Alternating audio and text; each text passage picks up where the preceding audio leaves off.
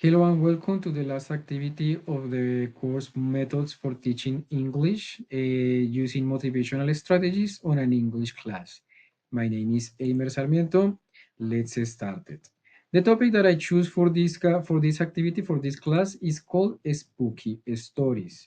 The students that I choose for this kind of activity are teenagers between the age of 12 to 14 years old with a proficiency of A2. It is something really good at this time because teenagers love spooky stories and vocabulary related with Halloween. In that case, this topic can motivate them for that reason. To start with the first activity, this class is going to be divided in three activities. The first one is to answer the question what spooky means. They are going to try to guess to find a definition or maybe some synonyms according to that word spooky, which means obviously something scary. When they have finished checking the vocabulary, the thing that they are going to do is play a game that is called Halloween vocabulary. In this case, they are going to match images, but they are going to play matching with images that are related with with Halloween vocabulary. With this, they can improve their knowledge about Halloween and some other vocabulary. This can have sociolinguistic competences because it is something that they love. It is a custom they normally love sharing with families or other friends. The next part of the activity, the second activity they are going to do is to watch a video that mentions spooky or chill stories.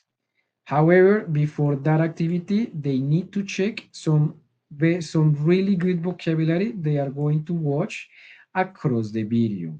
So it can be a really easy task to teach them the vocabulary, and after that they can easily watch three or four stories that are going to be here. In this part we can work with extrinsic motivation because they are going to need that video in order to answer some questions they are going to be asked when the video is finished. We can see it in the next slide. The idea is to click in here, and as you see, it is a really good game where they are going to select a number, and according to the question, they are going to either they can answer it by one or they can answer it by groups. So it is something that they can work with extrinsic motivation and maybe also some intrinsic, taking into account that it is something that they like. When they finish this part, the last activity is something really useful. Is the by groups of two or three people. They are going to write a story using the vocabulary of the class. By this time, they have learned a lot of vocabulary that they saw with the first with the first game. Something with they can take into account for vocabulary related with Halloween, and then with this vocabulary they checked from the video they can create another story, and after that they will share it to the class.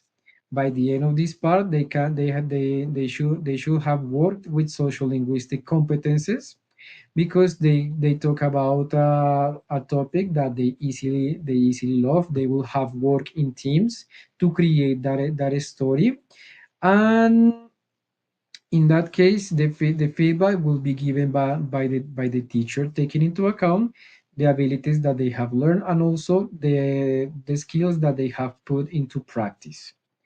I hope you have enjoyed this presentation. Thank you so much for watching it. See you on the next time.